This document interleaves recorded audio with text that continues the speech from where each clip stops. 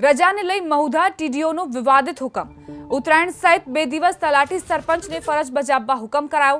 આજે અને આવતીકાલે ગ્રામ પંચાયતમાં હાજર રહેવા અને નાણાં પંચ સહિતના અધૂરા વિકાસ કામો પૂર્ણ કરવા આદેશ કરાયો છે। અને ઉત્તરાયણની સાંજે 4 કલાક સુધી સ્થળ પરથી ફોટો પણ અપલોડ કરવા હુકમ કરાયો છે। જો કે વિવાદિત હુકમને લઈ સરપંચ તલાટીઓમાં રોષ જોવા મળી રહ્યો છે। ઉત્તરાયણ સહિત 2 દિવસ તલાટી સરપંચને ફરજ બજાવવા માટે આ હુકમ કરાયો છે। આજે અને આવતીકાલે પણ ગ્રામ પંચાયતમાં હાજર રહેવા માટેની સૂચના અપાઈ છે। નાણાં પંચ સહિતના અધૂરા વિકાસ કામો પૂર્ણ કરવા માટે આદેશ કરાયો છે। અને ઉત્તરાયણે સાંજે 4 કલાક સુધી સ્થળ ઉપરથી ફોટો પણ અપલોડ કરવા હુકમ કરાયો છે। જો કે વિવાદિત હુકમને લઈ સરપંચ અને તલાટીઓમાં રોષ જોવા મળી રહ્યો છે। રજાના દિવસે આ રીતે ફરજ પર હાજર રહેવાના હુકમથી તેઓ વિરોધ પણ કરી રહ્યા છે અને રોષ પણ પ્રકટ કરી રહ્યા છે। ટીડીઓ બેઠકમાં આ પ્રકારનો નિર્ણય લેવાયો। વિવાદિત હુકમથી હવે આ વિવાદ થવાનું નક્કી માનવામાં આવી રહ્યું છે। સાંજે 4 વાગે સ્થળ પરથી જ પોતાનો ફોટો અપલોડ કરવાનો હુકમ કરાયો છે। ટીડીઓનો આ હુકમ અને ત્યારબાદથી આક્રોશ અને વિરોધ જોવા મળી રહ્યો છે। નાણાં પંચ સહિતના અધૂરા વિકાસ કામો પૂર્ણ કરવા માટેના આદેશ કરવામાં આવ્યા છે। સાંજે 4 વાગ્યા સુધી સ્થળ પરથી ફોટો અપલોડ કરવા માટે હુકમ કરવામાં આવ્યો છે। આખરે કેમ રજાના દિવસે આ પ્રકારની કામગીરી સોંપવામાં આવી છે તેને લઈને સવાલ ઉઠાવી રહ્યા છે તલાટી અને સરપંચો। આ કામ અન્ય દિવસે પણ થઈ શકે છે તેવું કહેવું છે તેમનું। અને આ વિવાદિત હુકમ બાદ સરપંચ અને તલાટીઓ કામગીરી કરે છે કે કેમ તેને લઈને પણ ટીડીઓની નજર રહેવાની છે। કારણ કે ફોટો અપલોડ કરવા માટે પણ સૂચના અપાઈ છે। બની શકે કે કોઈ સરપંચ અથવા તો તલાટી એ દિવસે કામગીરી નહીં કરે તો તે દરમિયાન કાર્યવાહી કરવામાં આવશે તેમની ઉપર ટીડીઓના આ હુકમ બાદ। સાંજે 4 વાગે સ્થળ પરથી ફોટો અપલોડ કરવા માટેનો પણ હુકમ કરવામાં આવ્યો છે। અધૂરા જે વિકાસ કાર્યો છે તે પૂર્ણ કરવાની સૂચના આપવામાં આવી છે, આદેશ આપવામાં આવ્યો છે। નાણાં પંચ સહિતના અધૂરા વિકાસ કામો જે પૂર્ણ કરવામાં આવશે। અમારી સાથે ભરતભાઈ જોડાઈ ગયા છે, સરપંચ છે તેઓ। ભરતભાઈ, આ પ્રકારનો નિર્ણય લેવામાં આવ્યો છે, ટીડીઓએ આદેશ કર્યા છે કે ઉત્તરાયણના દિવસે પણ હાજર રહેવું પડશે, તમારી શું પ્રતિક્રિયા? એવું માનો તો અમારી જોડે તો કોઈ એવો પત્ર નહીં આવ્યો। સરપંચો જોડે અમારી જોડે તો કોઈ એવો પત્ર આવ્યો નહીં। ઓકે, એવી જાણકારી આપવામાં આવી રહી છે અને ટીડીઓએ એવા આદેશ કર્યા છે કે રજાના દિવસે એટલે ઉત્તરાયણના દિવસે આજે અને કાલે ફરજ પર હાજર રહેવું પડશે અને જે અધૂરા વિકાસ કાર્યો છે તે પૂર્ણ કરવા પડશે। તેને લઈને આપ શું કહેશો?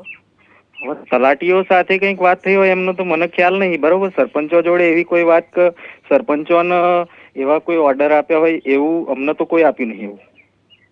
આભાર ભરતભાઈ અમારી સાથે વાતચીત માટે।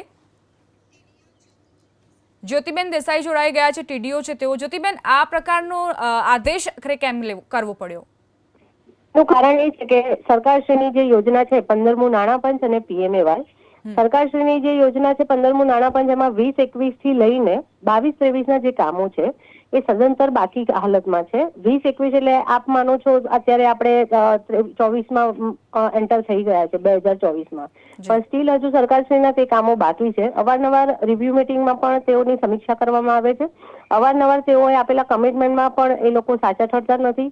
અવારનવાર તે લોકોને સમયગાળો પણ કામ પૂરું કરવાનો આપવામાં આવે છે અને તેમ છતાં તે કામો પૂરા ન થવાથી એ લોકોને સમીક્ષા કરવાથી એ લોકોને ટાઈમ લિમિટ એ લોકોની જાતે જ એ લોકો ડિસાઈડ કરીને આપે છે। ધેન ઓલ્સો તેમાંથી તેઓ પૂર્ણ કામ ન કરવાથી આપણે એ લોકોને આ રજામાં બેસાડીને એ કામ પૂર્ણ કરવા આદેશ કર્યો છે।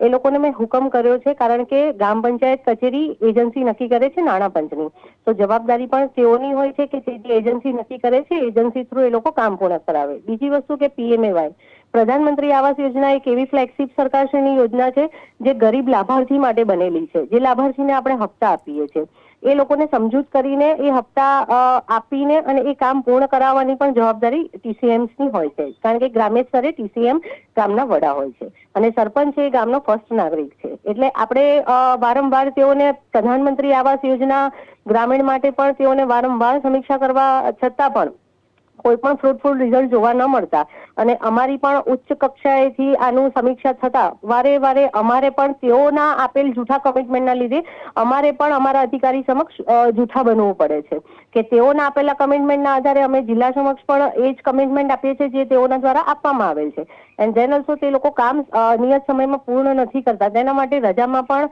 ચાલુ રાખીને આપણે આ કામ પૂર્ણ કરવા તે લોકોને આદેશ કરેલો છે.